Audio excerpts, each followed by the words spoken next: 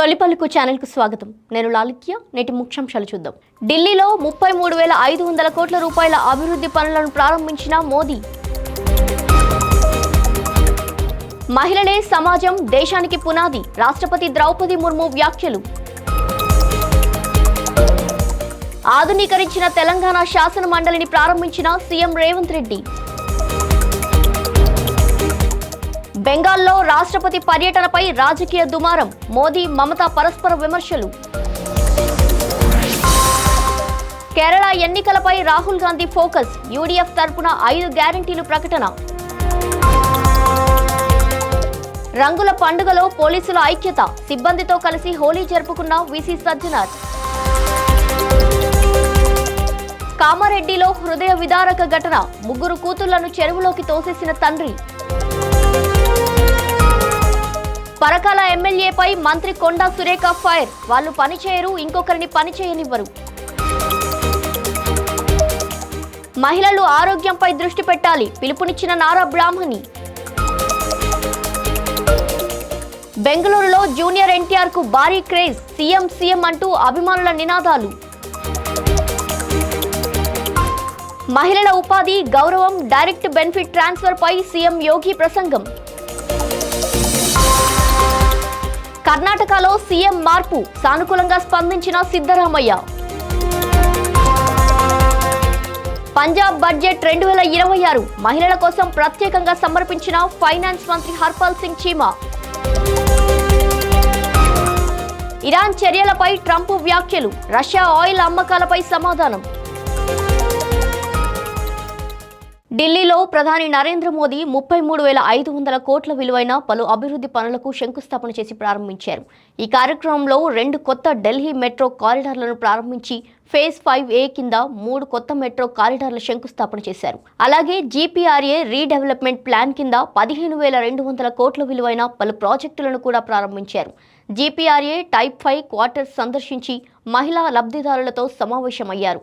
ఈ అభివృద్ధి కార్యక్రమాలు ఢిల్లీ నగర రవాణా, మౌలిక వసతుల కోసం కీలకంగా చెప్పారు. నగరవాసులు దీన్ని అభినందిస్తూ స్వాగతించారు. ద్రౌపది ముర్ము న్యూఢిల్లీలో జరిగిన అంతర్జాతీయ మహిళా దినోత్సవ వేడుకల్లో ప్రసంగించారు. అంతర్జాతీయ మహిళా దినోత్సవ శుభాకాంక్షలు తెలిపారు. మహిళలు విద్య, సైన్స్, క్రీడలు, కళలు, రక్షణ వంటి అన్ని రంగాల్లో తమ ప్రతిభతో రాణిస్తున్నారని గుర్తు చేశారు. స్వావలంబన, సాధికారత కలిగిన మహిళలు మాత్రమే దేశ అభివృద్ధికి బలంగా తోడ్పడగలరని చెప్పారు. యువతులు కొత్త భారతదేశ కలలను సాకారం చేసుకుంటున్నారని, వారికి సరైన అవకాశాలు, మార్గదర్శకత్వం అవసరమని తెలిపారు. సమాన అవకాశాలున్న సమాజాన్ని కలిసికట్టుగా నిర్మించాలని తెలిపారు. తెలంగాణ సీఎం రేవంత్ రెడ్డి అసెంబ్లీ ప్రాంగణంలో ఆధునీకరించిన శాసన మండలి ప్రారంభోత్సవ కార్యక్రమానికి హాజరయ్యారు. గుత్తా సుఖేందర్ రెడ్డి అధ్యక్షతన జరిగిన వేడుకల్లో డిప్యూటీ సీఎం బట్టి విక్రమార్క, మంత్రులు పొంగులేటి శ్రీనివాసరెడ్డి, కోమటిరెడ్డి వెంకటరెడ్డి, శ్రీధర్ బాబు, పొన్నం ప్రభాకర్ తదితరులు పాల్గొన్నారు. శాసన మండలి పునర్నిర్మాణాన్ని ఆవిష్కరించిన తర్వాత పూజా కార్యక్రమాలు నిర్వహించారు. అంతర్జాతీయ మహిళా దినోత్సవ సందర్భంలో మహిళల శక్తి, సహనం, ప్రేమ, త్యాగం సమాజానికి అపూర్వమైనవని సీఎం పేర్కొన్నారు. అసెంబ్లీ ఎన్నికల హామీల్లో భాగంగా 18 ఏళ్లు నిండిన కాలేజీ చదువుతున్న విద్యార్థినులకు ఎలక్ట్రిక్ స్కూటీ ఇస్తామని కాంగ్రెస్ ఇచ్చిన హామీ అమలుపై సంచలన ప్రకటనలు చేశారు. ఈ ఆర్థిక సంవత్సరం కుదరకపోవచ్చని, కానీ త్వరలోనే వాటిని అందజేసే ఆలోచనతో ఉన్నామన్నారు. మహిళలకు ప్రత్యేక సంక్షేమ, అభివృద్ధి కార్యక్రమాలు అమలు చేస్తున్నట్టు తెలిపారు. పల్లెల్లోని మహిళలు ప్రజాపాలనలో ఆత్మగౌరవ ప్రతీకలని కొనియాడారు. రాష్ట్రపతి ద్రౌపది ముర్ముకు పశ్చిమ బెంగాల్లో ఊహించని అనుభవం ఎదురైంది. 9వ అంతర్జాతీయ సంతాల్ సదస్సుకు అనుమతి లేక చివరి నిమిషంలో వేదిక మార్చాల్సి వచ్చింది. ప్రోటోకాల్ ప్రకారం స్వాగతం పలకడానికి రావాల్సిన సీఎం మమతా బెనర్జీ హాజరు కాకపోవడం వివాదంగా మారింది. దీనిపై రాష్ట్రపతి అసహనం వ్యక్తం చేసి నివేదిక కోరారు. ఘటనపై ప్రధాని నరేంద్ర మోదీ స్పందిస్తూ టీఎంసీ ప్రభుత్వం హద్దులు దాటిందని విమర్శించారు. రాష్ట్రపతి పదవిని గౌరవించాలని సూచించారు. మరోవైపు మమతా బెనర్జీ మాత్రం ఎన్నికల ముందు భాజపా సలహాతో రాష్ట్రపతి రాజకీయం చేస్తున్నారని మండిపడ్డారు. రాష్ట్ర ప్రభుత్వాన్ని కించపరిచేందుకు రాష్ట్రపతి పదవిని ఉపయోగిస్తున్నారని ఆరోపిస్తూ రాజకీయ దుమారం రేపారు. ఆమె ఏడాదికి ఒకసారి వస్తే స్వాగతం పలుకుతామని, ఎన్నికల సమయంలో పదే పదే పర్యటనకు వస్తే అది సాధ్యం కాదని మమతా తెగేసి చెప్పారు. రాహుల్ గాంధీ కేరళ అసెంబ్లీ ఎన్నికలను దృష్టిలో పెట్టుకుని యూడీఎఫ్ తరపున 5 గ్యారంటీలను ప్రకటించారు. కేరళలో కాంగ్రెస్ అధికారంలోకి వస్తే మహిళలకు కేరళ బస్సుల్లో ఉచిత ప్రయాణం కల్పిస్తామని హామీ ఇచ్చారు. కాలేజీ విద్యార్థినులకు నెలకు 1000 రూపాయలు ఆర్థిక సాయం అందిస్తామని చెప్పారు. వెల్ఫేర్ పెన్షన్ను 3000కు పెంచడంతో పాటు ప్రతి కుటుంబానికి 25 లక్షల హెల్త్ ఇన్సూరెన్స్ ఇస్తామని ప్రకటించారు. వ్యాపారం ప్రారంభించాలనుకునే యువతకు 5 లక్షల రూపాయల వరకు వడ్డీ లేని రుణాలు అందిస్తామని చెప్పారు. ఈ సందర్భంగా సీఎం పినరాయి విజయన్పై విమర్శలు గుప్పించిన రాహుల్, సిపిఎం, బీజేపీ కలిసి పనిచేస్తున్నాయని ఆరోపించారు. ప్రధాని నరేంద్ర మోదీ రైతులకు ద్రోహం చేశారని కూడా విమర్శించారు. ఎన్నికలకు ముందే కేరళ రాజకీయాలు మరింత వేడెక్కుతున్నాయి. పండుగల బందోబస్తులతో నిత్యం బిజీగా ఉండే పోలీసులకు కాస్త రిలీఫ్ లభించింది. పేట్లబురుజు సిఏఆర్ హెడ్ క్వార్టర్స్ లో ఏర్పాటు చేసిన హోలీ వేడుకల్లో పోలీస్ సిబ్బందితో కలిసి ఐపీఎస్ అధికారి వీసీ సజ్జనార్ రంగుల పండుగను ఆనందంగా జరుపుకున్నారు. హోదాలు, తారతమ్యాలు పక్కన పెట్టి అధికారులు, సిబ్బంది అందరూ ఒకే కుటుంబంలా కలిసిపోయారు. ఈ వేడుకలు పోలీసుల మధ్య ఉన్న ఐక్యతను, సోదర భావాన్ని ప్రతిబింబించాయి. నిత్యం శాంతి భద్రతల కోసం శ్రమించే పోలీసుల ముఖాల్లో చిరునవ్వులు పోయించిన ఈ క్షణాలు ప్రత్యేకంగా నిలిచాయి. రంగుల సందడితో పోలీస్ కుటుంబాలు ఆనందంలో మునిగిపోయాయి. కామారెడ్డి పట్టణంలో దారుణ ఘటన వెలుగు చూసింది. ఆర్పీ నగర్ ప్రాంతానికి చెందిన ఆటో డ్రైవర్ ఇస్మాయిల్ తన 3 కూతుళ్లను పెద్ద చెరువులోకి తోసినట్టు పోలీసుల విచారణలో ఒప్పుకున్నాడు. ఆర్థిక ఇబ్బందులు తట్టుకోలేక ఈ దారుణానికి పాల్పడినట్టు సమాచారం. గాలింపు చర్యల్లో 2 చిన్నారుల మృతదేహాలు వెలికితీశారు. మరో చిన్నారి గల్లంతైంది. మొదట పిల్లలు కనిపించడం లేదని తల్లి ఫిర్యాదు చేయడంతో కేసు నమోదు చేసిన పోలీసులు సీసీటీవీ ఆధారాలతో తండ్రిని విచారించారు. ప్రస్తుతం మరో చిన్నారి కోసం శోధిస్తున్నారు. కొండా సురేఖ పరకాల కాంగ్రెస్ ఎమ్మెల్యే రేవూరి ప్రకాష్ రెడ్డిపై సంచలన వ్యాఖ్యలు చేశారు. కొన్ని నియోజకవర్గాల్లో నాయకులు తమ నీడను వారే నమ్మలేని పరిస్థితి ఉందని విమర్శించారు. అలాంటి నాయకులు తాము పనిచేయరని, ఇతరులను కూడా పనిచేయనివ్వరని మండిపడ్డారు.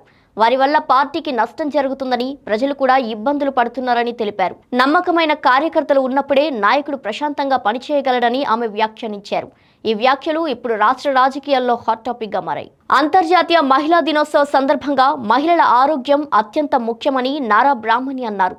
సర్వైకల్, బ్రెస్ట్ క్యాన్సర్లను ముందుగానే గుర్తిస్తే ప్రాణాలను కాపాడుకోవచ్చని తెలిపారు. చిన్న పరీక్షతోనే పెద్ద ప్రమాదాలను నివారించవచ్చని అవగాహన కల్పించారు. మహిళలు తమ ఆరోగ్యాన్ని ప్రాధాన్యంగా తీసుకొని క్రమం తప్పకుండా స్క్రీనింగ్ చేయించుకోవాలని సూచించారు. అలాగే తమ చుట్టూ ఉన్న మహిళలను కూడా పరీక్షలు చేయించుకునేలా ప్రోత్సహించాలని ఆమె పిలుపునిచ్చారు. ఆరోగ్యమే మహిళలకు అత్యంత విలువైన బహుమతని నారా బ్రాహ్మణి పేర్కొన్నారు. బెంగళూరులో ఓ ఆసుపత్రి ప్రారంభోత్సవానికి జూనియర్ ఎన్టీఆర్ రాకతో భారీగా అభిమానులు అక్కడికి చేరుకున్నారు. అక్కడ తారక్ను చూసేందుకు ఎయిర్పోర్ట్ నుంచి కార్యక్రమ స్థలం వరకు అభిమానులు భారీగా తరలివచ్చారు. ఆయన కనిపించగానే సీఎం సీఎం అంటూ నినాదాలు చేస్తూ ఫ్లెక్సీలు ప్రదర్శించారు. అభిమానుల రద్దీతో మహదేవపుర ఎలక్ట్రానిక్ సిటీ వైపు వెళ్లే రహదారులు ట్రాఫిక్తో స్తంభించిపోయాయి. సుమారు 5 కిలోమీటర్ల మేర వాహనాలు నిలిచిపోవడంతో ప్రయాణికులు ఇబ్బందులు పడ్డారు. పరిస్థితిని అదుపులోకి తేవడానికి పోలీసులు తీవ్రంగా శ్రమించాల్సి వచ్చింది. ఉత్తరప్రదేశ్ సీఎం యోగి ఆదిత్యనాథ్ లక్నోలో మహిళలకు ఉపాధి, గౌరవం, డైరెక్ట్ బెనిఫిట్ ట్రాన్స్ఫర్ వంటి పథకాలపై ఏర్పాటు చేసిన కార్యక్రమంలో పాల్గొని ప్రసంగించారు.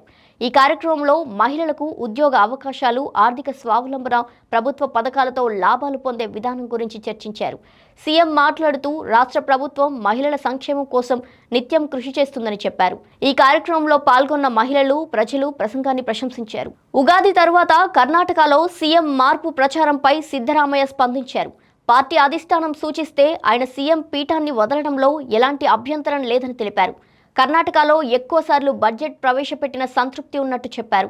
అవకాశం వచ్చినా మరో 2 సార్లు బడ్జెట్ను ప్రవేశపెడతానని, పార్టీ నిర్ణయానికి ఎల్లప్పుడూ కట్టుబడతానని తెలిపారు. ఈ సందర్భంగా 2028 ఎన్నికల్లో కూడా కాంగ్రెస్ విజయం తథ్యమని ఆశాభావం వ్యక్తం చేశారు. పంజాబ్ ఫైనాన్స్ మినిస్టర్ హర్పాల్ సింగ్ చీమా అసెంబ్లీలో 5వ రాష్ట్ర బడ్జెట్ను సమర్పించారు. బడ్జెట్ను ప్రత్యేకంగా పంజాబ్లోని తల్లులు, కుమార్తెలకు అంకితం చేశారు. సమాజానికి మహిళలు చేసిన అమూల్యమైన కృషికి ఆయన అభినందనలు తెలిపారు. అంతేకాక అంతర్జాతీయ మహిళా దినోత్సవాన్ని ముందుగా జరుపుకున్నారు. బడ్జెట్లో మహిళల శిక్షణ, ఆరోగ్యం, ఆర్థిక స్వావలంబనకు ప్రాధాన్యతనిచ్చింది. అసెంబ్లీలో సభ్యుల మధ్య ఇది ప్రేరణాత్మకంగా నిలిచింది. డొనాల్డ్ ట్రంప్ ఇరాన్కు సైనిక చర్యలపై మాట్లాడుతూ ప్రస్తుతం వారిని భారీగా ధ్వంసం చేస్తున్నాం, కానీ భవిష్యత్తులో కావాలంటే మరిన్ని చర్యలు తీసుకోవచ్చు అన్నారు. అలాగే రష్యా నుండి ఇండియాకు కొన్ని ఆయిల్ అమ్మకాలను అనుమతించిన తర్వాత అదనపు చర్యలు తీసుకునే అవకాశం గురించి వివరించారు. కొంత ఒత్తిడి తగ్గించడానికే ఈ నిర్ణయం తీసుకుంటున్నానని, అమెరికా వద్ద పెద్ద పరిమాణంలో ఆయిల్ నిల్వలు ఉన్నాయని తెలిపారు.